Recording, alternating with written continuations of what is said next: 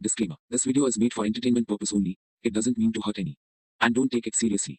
29 मार्च 1989 में जापान के टोक्यो शहर में किसी 19 साल की लड़की के लापता होने की पूछताछ चल रही थी, जिसमें पुलिस वालों ने शक के तौर पर 4 लड़कों को गिरफ्तार किया। और जब इन लड़कों से केस के बारे में पूछा गया तो इन लड़कों ने जो बताया वो सुनकर आपके होश उड़ जाएंगे। तो उन लड़कों से पूछने पर उन्होंने बताया कि हम एक लड़की को मारकर एक ड्रम में डाल दिया था और उस ड्रम में कंक्रीट भरकर उस ड्रम को किसी जंगल में गाड़ दिया। जब इन लड़कों ने ये सब बताया तो पुलिस वालों ने उस ड्रम को ढूंढना शुरू किया और उन्हें वह ड्रम उसी जंगल में मिला जिसमें ड्रम के ऊपर लड़की के बाल थे और उस लड़की के शरीर पर बहुत सारे जख्म, जैसे ब्रेस्ट में कीले, प्राइवेट पार्ट में कांच के टुकड़े और तो और जुंको के साथ 44 दिनों तक 100 से भी ज्यादा लड़कों ने रेप करने की कोशिश की। तो इस क्राइम की शुरुआत होती है जुंको के जन्म स्थान से।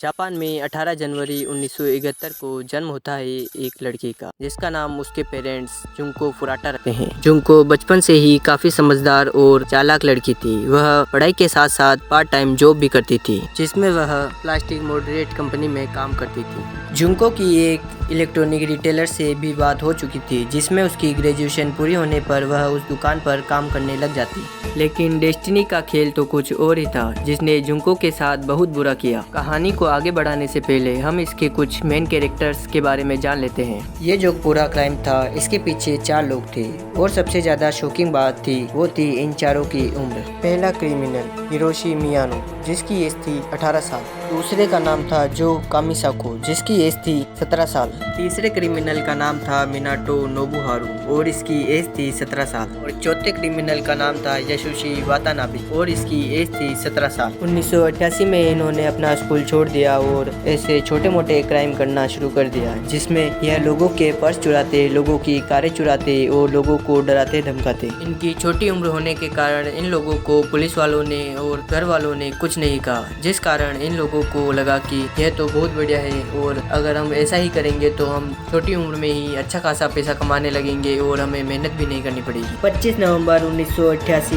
जुनको अपना काम खत्म करके अपने घर जा रही थी। एक सुनसान रास्ते से। इस टाइम बहुत ठंड हुआ करती थी, ज्यादा लोग रास्ते में नहीं थे, अपने घरों में ही रहते थे और यही बात मियानो और मिनातो के फेवर में थी, क्योंकि वहाँ पर जुंको के साथ साथ वह दोनों भी थे। जब जुंको रास्ते से जा रही होती है तो वह दोनों उसे देख लेते हैं और प्लान बनाते हैं कि एक बंदा जुंको को धक्का देगा और दूसरा उसकी मदद करेगा, जिससे जुंको उनके जाल में फंस जाए। और ऐसा ही करते हैं और उनका प्लान कामयाब होता है और जुंको उनके जाल में फंस जाती है और जुंको को मियानो और मिनातो बहला फुसला कर अपने वेयर हाउस में लेकर जाते हैं और जुंको को धमकी देते हैं कि अगर वह उनकी बात नहीं मानेगी तो मियानो और मिनातो के गैंग के आदमी उसके परिवार वालों को मार डालेंगे। इसी कारण जुंको उनकी बात मान लेती है और जुंको के 44 डेंजरस डेज स्टार्ट हो जाते हैं। 28 नवंबर 1988 को मियानो के 2 और दोस्त आते हैं और जुंको के साथ बुरा काम करते हैं। इसके बाद मियानो रेजर की मदद से प्यूबिक को शेव कर देता है और माचिस की मदद से उसके प्राइवेट पार्ट को जला देता है। जुंको के साथ यह सब हरकतें की जा रही थी। जुंको एक जाल में फंस चुकी थी जहां से वो भाग ही नहीं सकती थी।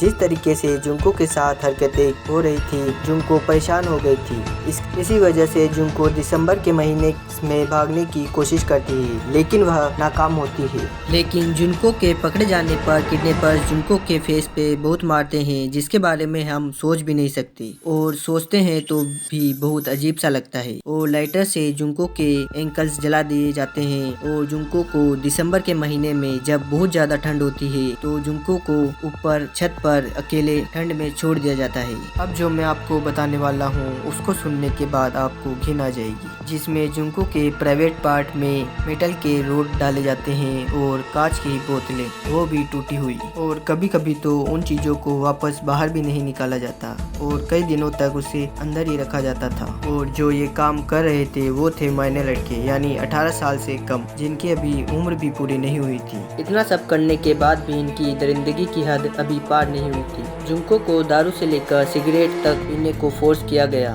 और कई दिनों तक ये टॉर्चर चलता रहा, यहाँ तक कि जुंको की ये हालत हो चुकी थी कि वो चारों से भीख मांगती थी कि बस उसको मार दिया जाए और उसे जीने की अब कोई उम्मीद नहीं थी। बस वो भीख मांगती थी कि मुझे मार दिया जाए। अब जो ये चारों थे उन्होंने जुंको जुंको के कई पार्ट्स को जला दिया था। जुंको को खाना नहीं देते थे। कुछ ही दिनों में उसकी हालत ऐसी हो गई थी कि जुंको को पहचानना भी मुश्किल हो गया था। 4 जनवरी 1989 मियानो गैम्बलिंग में कई सारे पैसे हारने के बाद मियानो के घर जाता है और अपना गुस्सा जुंको पर निकालने की कोशिश करता है। मियानो कैंडल की जो वैक्स होती है उससे जुंको को जलाने की कोशिश करता है। जुंको को कई जगह आयरन रोड से मारता है। जुंको को उसी का यूरिन पीने को फोर्स करता है। जुंको को बहुत ज्यादा मारा जाता है। अब जुंको के साथ वो होता है जिसका इंतजार वो कई दिनों से कर रही होती है। आखिरकार जुंको की मौत हो जाती है।